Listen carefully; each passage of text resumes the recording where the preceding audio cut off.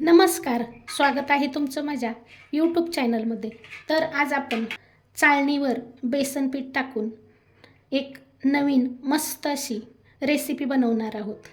तर काय आहे ही रेसिपी पाहण्यासाठी व्हिडिओ कुठेही स्किप न करता व्हिडिओ शेवटपर्यंत नक्की बघा. आता तुम्हाला वाटेल चाळणीवर बेसन पीठ टाकून काय आहे हा नवीन प्रकार. तर चला पाहूया. तर सुरुवातीला असं एक मोठं भांडं घेतलंय. तर इथे मी सुरुवातीला 1 वाटी पाणी घेतलं आहे आणि अजून अर्धी वाटी म्हणजेच 1.5 वाटी पाणी घेतलं आहे. आता आपल्या सर्वांच्या घरामध्ये पोहे खायचा चमचा असतो. त्या चमच्याने इथे आपण 4 चमचे साखर घेणार आहोत. त्यानंतर आता याच चमच्याने 4 चमचे इतकं तेल घ्यायचं आहे.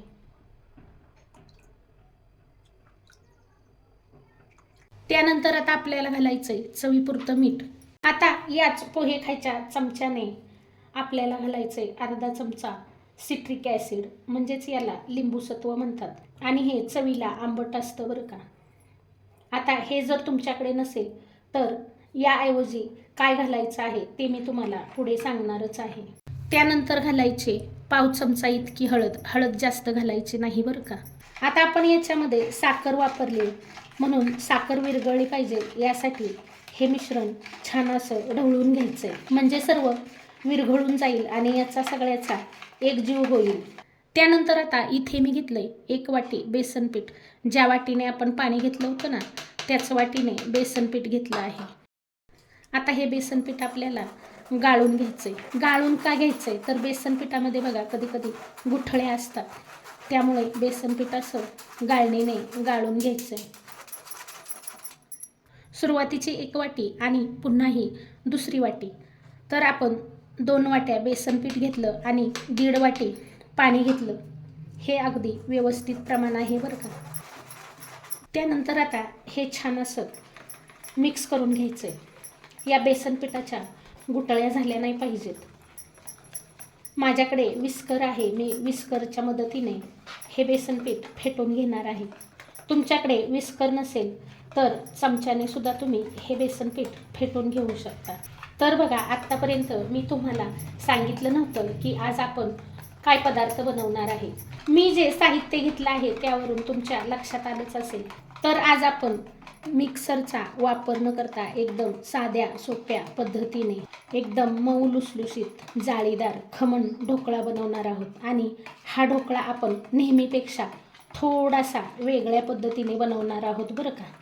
आणि ही पद्धत तुम्हालाही खूप आवडेल, त्यासाठी व्हिडिओ स्किप न करता नक्की बघा. तर बघा, विस्करने हे पीठ छान असं फेटून घेतलं आहे. या पिठामध्ये अजिबातही गुठळी राहिली नाही. तर आपण सुरुवातीला 1.5 वाटी पाणी घेतलेलं आणि 2 वाट्या बेसन पीठ घेतलेलं, हे प्रमाण अगदी परफेक्ट आहे बरं का.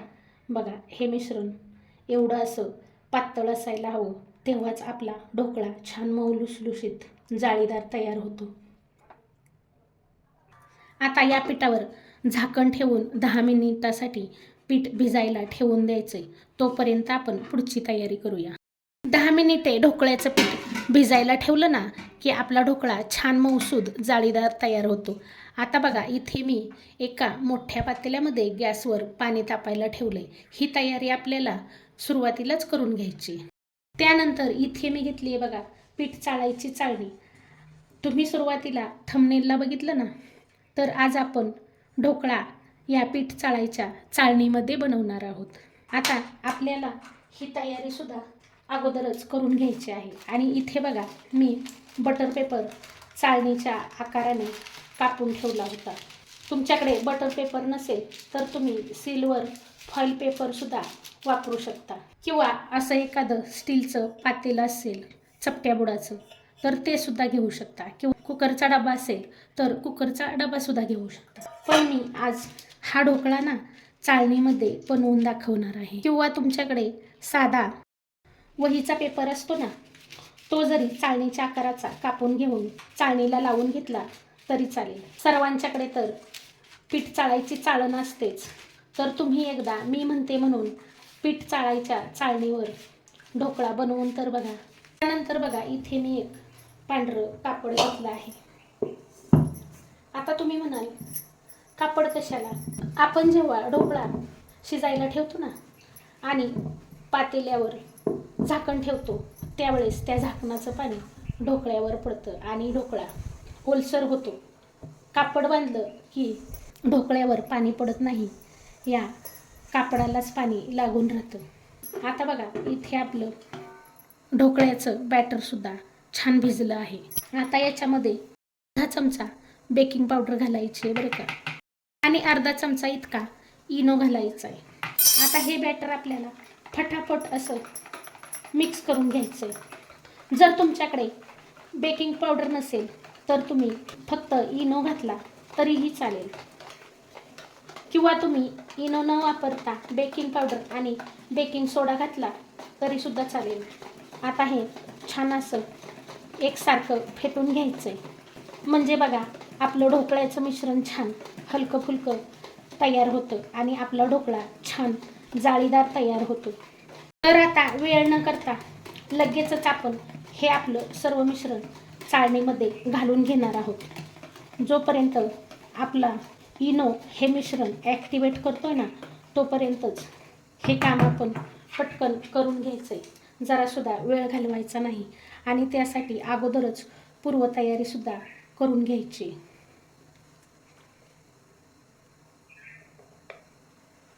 आता ही चाळण थोडीशी टॅप करून घ्यायची आणि लगेचच बघा इथे आपलं पाणीसुद्धा उकळलं आहे.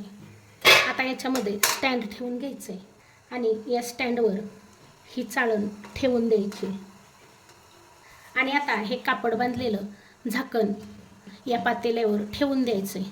मी इथे पातेल्याचा वापर केला आहे, तुम्ही कढईसुद्धा वापरू शकता. आता गॅस मध्यम ठेवायचा आणि 10 ते 12 मिनिटानंतर आपण पाहणार आहोत. 10 ते 12 मिनिटे झाली आहेत बरं का. आता आपण याच्यावरचं झाकण काढून पाहूया. वाव, तर बघा इथे आपला मस्त असा ढोकळा तयार झाला आहे. किती सुंदर फुगला आहे. आता याच्यामध्ये अशी सुरी घालून बघायची आहे बरं का, आणि सुरीला जर आपलं पीठ चिकटलं नाही तर समजायचं आपला ढोकळा एकदम छान फुगला आहे. जर सुरीला पीठ चिकटलं तर मग तुम्ही अजून 2-3 मिनिटे झाकण ठेवून हा ढोकळा शिजवून घ्या. आता हा ढोकळा आपण बाहेर काढून घेऊया. वाव, बघा किती सुंदर ढोकळा आपला तयार झाला आहे. किती मस्त जाळीदार ढोकळा तयार झाला आहे आणि छान फुगला आहे. आता हा ढोकळा आपण चाळणीमधून थंड झाल्यानंतर काढून घेऊया.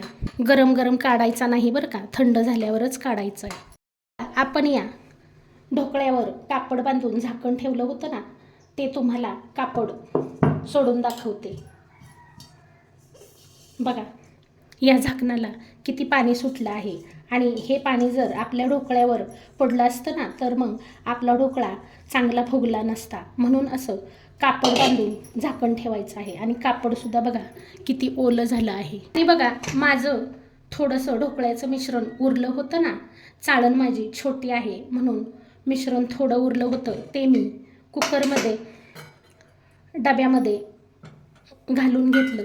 तर बघा डब्यातला ढोकळासुद्धा किती सुंदर फुगला आहे, मस्त जाळी पडली आहे. तर ढोकळ्याला फोडणी देण्यासाठी कढईमध्ये 1 चमचा इतकं तेल घालायचं आहे.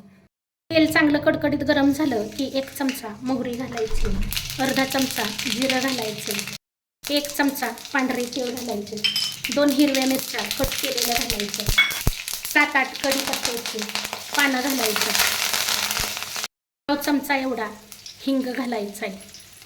कारण इथे आपण बेसन पिठाचा वापर केला आहे ना, बेसन पीठ चांगलं पचन व्हावं आणि आपल्या ढोकळ्याला छान खमंगपणा यावा यासाठी ना हिंग घालायचं. फोडणी चांगली तडतडली की आता याच्यामध्ये आपल्याला पाणी घालायचं आहे. आता तुम्हाला पाणी किती घालायचं आहे तेवढं घाला, पण ढोकळ्यावर पाणी भरपूर असेल ना तर ढोकळा खायला सुंदर लागतो. आता याच्यामध्ये थोडंसं चवीपुरतं मीठ घालायचं आहे. आपण सुरुवातीला सुद्धा बेसन पिठामध्ये मीठ घातलं होतं. त्यानंतर आता 3 चमचे इतकं साखर घालायची. ढोकळा जेवढा गोड असेल ना तेवढाच खायला छान लागतो. आणि 1/2 चमच इतकं लिंबूसत्व घालायचं आहे, म्हणजेच सिट्रिक ॲसिड घालायचं आहे. तुमच्याकडे जर सिट्रिक ॲसिड नसेल ना, तर बघा मी ढोकळ्याचं मिश्रण बनवताना सांगितलं होतं की तुमच्याकडे सिट्रिक ॲसिड नसेल तर मग काय करायचं. तुमच्याकडे जर सिट्रिक ॲसिड नसेल ना, तर तुम्ही लिंबाचा रससुद्धा पिळून घालू शकता. त्यानंतर आता बारीक चिरलेली कोथिंबीर घालायची आहे आणि हे पाणी थोडंसं आपल्याला शिजवून घ्यायचं आहे. म्हणजेच काय तर थोडंसं पाणी आपण आटवून घ्यायचं आहे, म्हणजे आपल्या ढोकळ्याला चव छान येते. 1-2 मिनिटे पाणी शिजवून घेतलं तरी चालेल. आता बघा 2 मिनिटे हे पाणी मी छान असं शिजवून घेतलं आहे आणि पाणी थोडंसं आटलंसुद्धा आहे आणि हे सर्व छान एकजीवसुद्धा झालं आहे. आता गॅस बंद करायचा आहे आणि हे पाणी थंड करून घ्यायचं आहे. तर बघा आपली फोडणी तयार करेपर्यंत आपला ढोकळा छान असा थंड झाला आहे. आता आपण हा चाळणीतून बाहेर काढून घेऊया.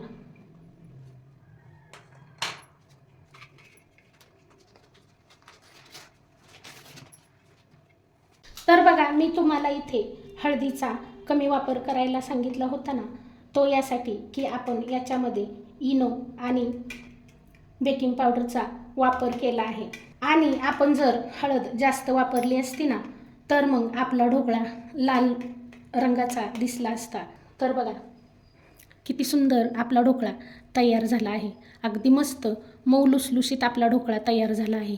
मी जेवढा दाबीन ना, हात काढला की पुन्हा फुगून वर येत आहे. एवढा सुंदर छान आपला ढोकळा तयार झाला आहे आणि अगदी मार्केटसारखा चवीचा हा ढोकळा तयार झाला आहे. याचं कारण म्हणजे आपण याच्यामध्ये सिट्रिक ॲसिड वापरला आहे, त्यामुळे अतिशय मऊ लुसलुशीत हा ढोकळा तयार होतो आणि एकदम मार्केटसारख्या चवीचाच हा ढोकळा लागतो बरं का. आता तुम्हाला ज्या आकाराचे पीस करून घ्यायचे आहेत ना, त्या आकाराचे तुम्ही पीस करून घ्या. बघा उरलेल्या मिश्रणाचा डब्यामध्ये ठेवलेला ढोकळासुद्धा किती सुंदर बनला आहे ना, एकदम मऊ लुसलुशीत, हलका फुलका आणि जाळीदार. तर आज आपण मिक्सरचा वापर न करता, जास्त झंझट न करता, अगदी सोप्या पद्धतीने मस्त असा मार्केटसारखा कापसाहूनही मऊ असा ढोकळा तयार केला आहे. तुम्हाला जेवढा ढोकळा खायचा आहे ना, तेवढाच तुम्ही प्लेटमध्ये काढून घ्या आणि त्याच्यावर थंड झालेली फोडणी घालून घ्या. खायला अतिशय सुंदर लागतो बरं का. जेवढं जास्त पाणी घालाल ना, तेवढाच ढोकळा खायला छान लागतो. तर आहे ना बघा एकदम सोपी पद्धत. तर असा मार्केटसारखा ढोकळा एकदा घरी नक्की बनवून बघा. आता या ढोकळ्यावर थोडंसं किसलेलं खोबरं घालायचं आहे बरं का. तुम्ही ओलं खोबरं घातलं तरी चालेल, सुकं खोबरं घातलं तरी चालेल. खोबरं घालून ढोकळा खायला खूप सुंदर लागतो बरं का. आणि थोडीशी बारीक चिरलेली कोथिंबीरसुद्धा घालायची. तर बघा मी इथे तुम्हाला पाणी घातलेला ढोकळा दाखवत आहे. किती सुंदर मऊ लुसलुशीत आपला ढोकळा तयार झाला आहे. तर करणार ना मग असा माझ्यासारखा ढोकळा तयार, एकदम साधा सोपा आणि परफेक्ट प्रमाणात मार्केटसारख्या चवीचा ढोकळा एकदा नक्की बनवून बघा आणि कमेंट करून सांगायला विसरू नका बरं का. तर मी तुम्हाला पाणी घातलेला ढोकळासुद्धा दाखवला आणि बिना पाण्याचा ढोकळासुद्धा दाखवला. आता मी तुम्हाला हा ढोकळा मोडूनसुद्धा दाखवते. आतूनसुद्धा बघा किती छान मऊसूद तयार झाला आहे, छान अशी जाळी पडली आहे. आता मी तुम्हाला पाणी घातलेला ढोकळासुद्धा मोडून दाखवते. बघा किती सुंदर ढोकळा तयार झाला आहे ना, एकदम सोपी पद्धत. जर तुम्ही माझ्या पद्धतीने ढोकळा करून बघितला ना, तर तुम्ही यापुढे मार्केटमधून ढोकळा कधीच आणणार नाही आणि घरातील लहान मोठे सर्वजण आवडीने खातील. तर तुम्हाला माझी आजची रेसिपी आवडली असेल तर एक लाईक जरूर करा. चॅनलला याआधी सबस्क्राईब केलं नसेल तर सबस्क्राईब करा, सपोर्ट करा, रेसिपी इतरांना शेअर करा. रेसिपी पाहिल्याबद्दल खूप खूप खूप धन्यवाद. पुन्हा भेटूया अशाच एका नवीन छानशा रेसिपीसोबत. तोपर्यंत बाय बाय.